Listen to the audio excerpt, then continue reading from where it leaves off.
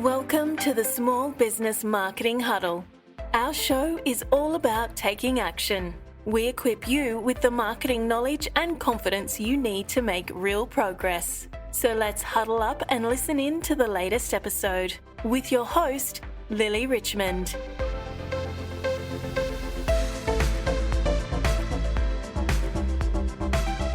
Hey, this is Lily. Thanks for being here today. If you are already subscribed to the show, thank you so much. You make the Huddle an awesome space. And if this is your first time visiting, don't forget to hit the follow or subscribe button in your favorite podcast player, because today, like in every episode, I'm going to cover a marketing topic I think you've really got to learn to master your marketing. And make sure you stick around until the end, because I'm going to give you 3 actions you can take to supercharge how effective your marketing is going to be if you really understand who's calling the shots when it comes to buying your product or service and how you can implement it in your marketing.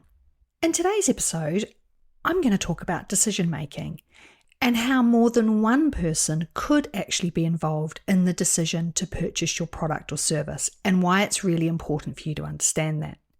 Now, in marketing land, we like to use a lot of jargon, and buyer roles is no exception.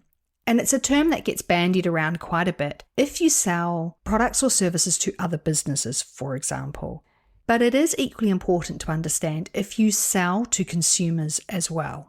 So today we're going to unpick what buyer roles are, why you need to understand them, and how you can really use this information to tailor your marketing approach so that you can get more sales.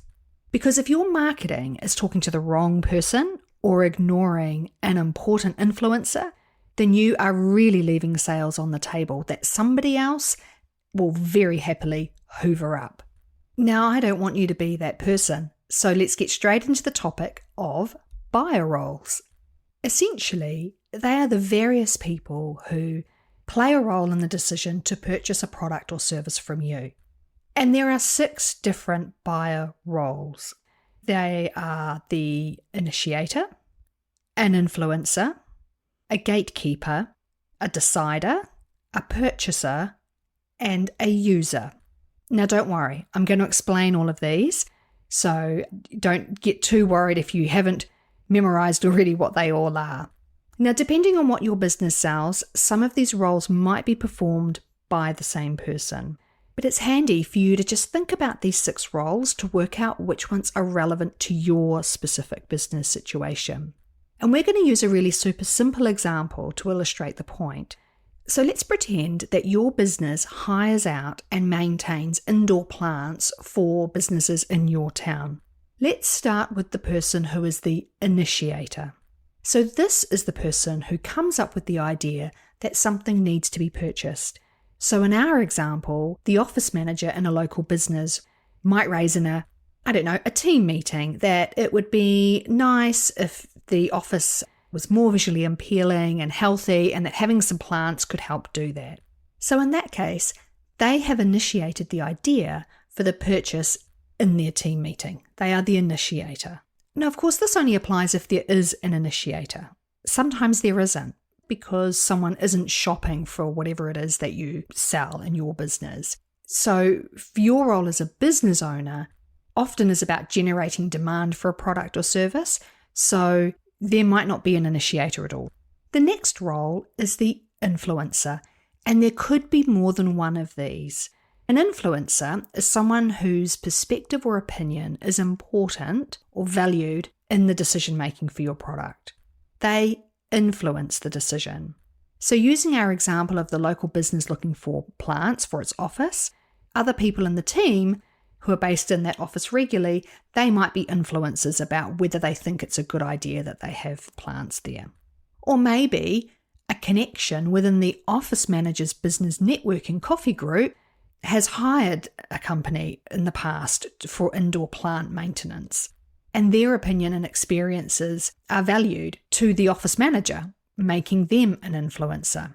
So influencers can come in all shapes and sizes, and this is a broader term than the idea that you might think of when you think of influencers and influencer marketing. because those are personalities who promote products and services specifically.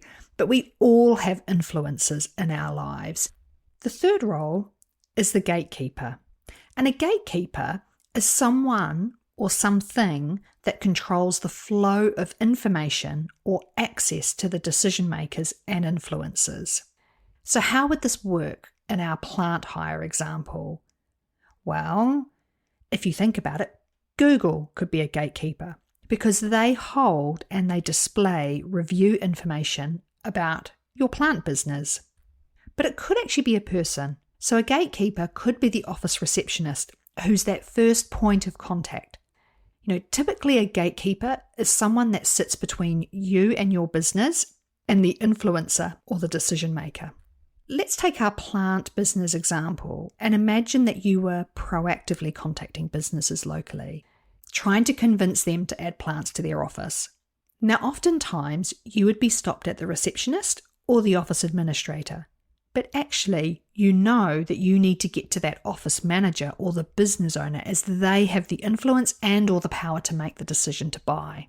So your email that you've sent is getting stuck at the office receptionist and it's likely to get buried. They often do, because that receptionist either plays an active role in shielding the decision makers from cold calls, or they might just sit on that information and they might delete your email. So that's what a gatekeeper is. And it is really key to understand if you have gatekeepers in your purchasing decision process, because they can really make or break whether you get sales through the door or not. Now on to the fourth role. This is the decider. This one's pretty simple. It's the person who makes that final decision to purchase. So let's use our example again. Let's say it's the business owner who makes the final decision about whether the office is going to pay to have a plant hireage and maintenance company work with them. So the office manager has presented the idea. They've gone and looked at some preferred companies and the costs for each of the businesses that are around locally. And it's that business owner who's going to make that final decision to give the sign-off for that spend. Now, the fifth role is the purchaser. This is the person who is going to make contact with your indoor plant hire and maintenance business and purchase from you. And in this instance, let's say it's the administration assistant in the company. It's not the owner of the company that's actually purchasing, putting the card details in or making the call, getting a quote. It's the office administrator. And then the final role is the user. And this is the person who benefits from the product or service, but they might not have actually played a role in influencing, deciding, or purchasing. In this case, the users are people who work in the office, but it could also be clients who come to visit and use your meeting rooms or sit in a reception area waiting for their appointment. They're users too. So the user doesn't always have to be the person who buys the product. So I've rattled through those 6 roles. Let's just quickly go over them again. They're the initiator, the influencer, gatekeeper, decider, purchaser, and user. So why is it valuable for you to understand these roles? Well, it helps you be more targeted and more effective in your marketing. And if you've listened to any of my earlier episodes already, you'll realize that I am super hot on targeted and effective marketing. Right, so how does it help you? There's 3 key things really that can impact your marketing approach. How a decision gets made to purchase your product or service, who's involved in that decision to purchase, and at what stages, because your marketing might need to engage more than one user or more than the purchaser. There might be an influencer or a decision maker that you aren't even taking into account today. It also helps you identify where those barriers might be or information sources that you need to be part of because they are the gatekeepers. Like, for example, an accredited industry database. If your business has some form of accreditation, then you might want to be on that accredited industry database as an example. So it's a really good way for you to understand what those information sources are that you need to be part of and where potential barriers are in the buying process for your product or service. So let me give you a real life experience from my career that shows how important it is for you to understand buyer roles and how it influences the marketing that you do. So I used to market credit card brands for a number of years. And back in the day when sending direct mail was a thing, yes, it wasn't actually that long ago that direct mail was still being sent out, but we used to send out promotional campaigns for double reward points or something like that if you spent over the weekend on your credit card. And we used to use clear plastic sleeves so that the person who picked the mail up through the letterbox could actually see what the offer was. Now, in this day and age, we probably wouldn't send out plastic sleeves, but that's another topic for another day. But, so why would we send out those clear plastic mailers, so you could see what the promotion was? Well, quite often, the person who had the credit card account had a supplementary card holder. And often that would be a husband and wife or partners. So one of them would be the main card holder, and then there'd be a supplementary card holder. Of course, the account holder would have to be sent that mailing. It would be addressed to them. But ultimately, we knew that a big influencer on purchasing decisions was actually the other party in the relationship. And so it was a really good way for us to be able to communicate out to some influencers about promotions that were happening, even though we weren't writing to them directly. So that shows you how you can tailor your marketing if you really understand who the various people are in the decision to purchase your product. Okay, and next up, I'm going to talk about how you can apply this concept in your business and the actions that you can take. Right, so now we understand the different buyer roles. But I want to point out here that it's really important that you keep it simple. And remember that you really need to adapt these ideas to your business. You might not have all of these roles involved in the buying process. It might be just one person who initiates, decides, purchases, and uses, right? So don't overcomplicate it if your product or service is really simple. But it's a really good exercise if you go through and say, right, well, does that role exist in the decision to purchase my product or service? What I'm trying to teach you here is how you apply these concepts in your business. It's not just a one-size-fits-all formula.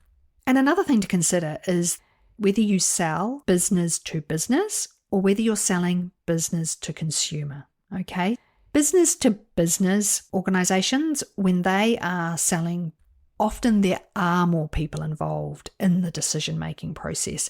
That's why I use the example of a plant hireage and maintenance company selling to another business.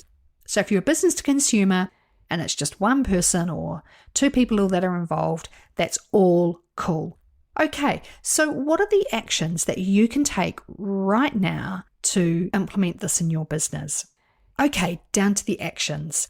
Here are 3 things that you can take away to gain clarity on who the real decision makers are for your product or service and really supercharge the effectiveness of your marketing. So number 1, what I want you to do is get a piece of paper and write out each role. And I've actually created a worksheet for this, which I'll talk about at the end. But if you're not going to download my worksheet, get a piece of paper and write out each role. And just a reminder, number 1 is the initiator. Number 2 is the influencer. Number 3 is the gatekeeper. Number 4 is the decider. Number 5 is the purchaser. And number 6 is the user. The second action is I want you to walk through each of those roles for your business and jot down next to them if there is someone in that role, who they might be, what they might look like, what are they interested in.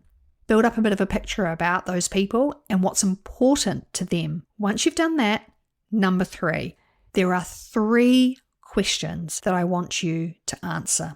The first is, who do I need to consider in my marketing? So once you've brainstormed each of those 6 roles and whether they apply to your business, now you know who you need to consider. So write that down. The second question is, how do I reach these people? What are they interested in? Where do they hang out? What sort of media do they consume? Who are their influencers?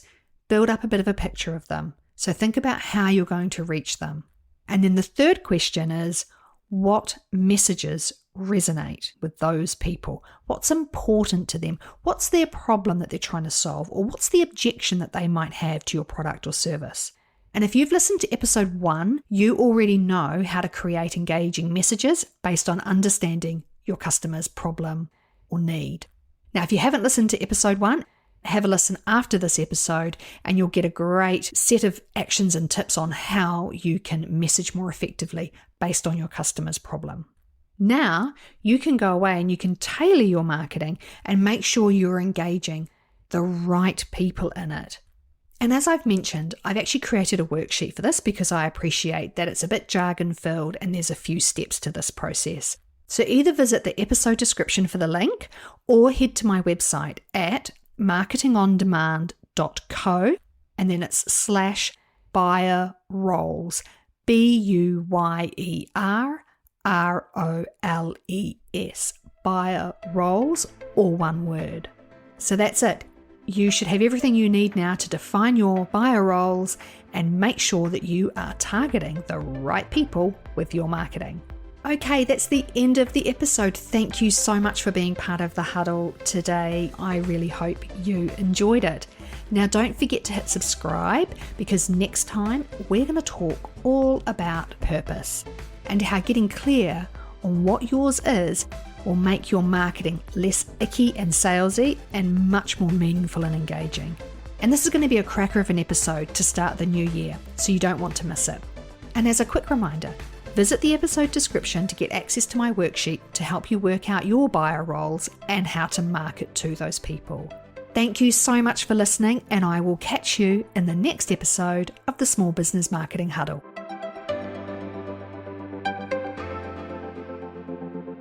Now for the legal jargon.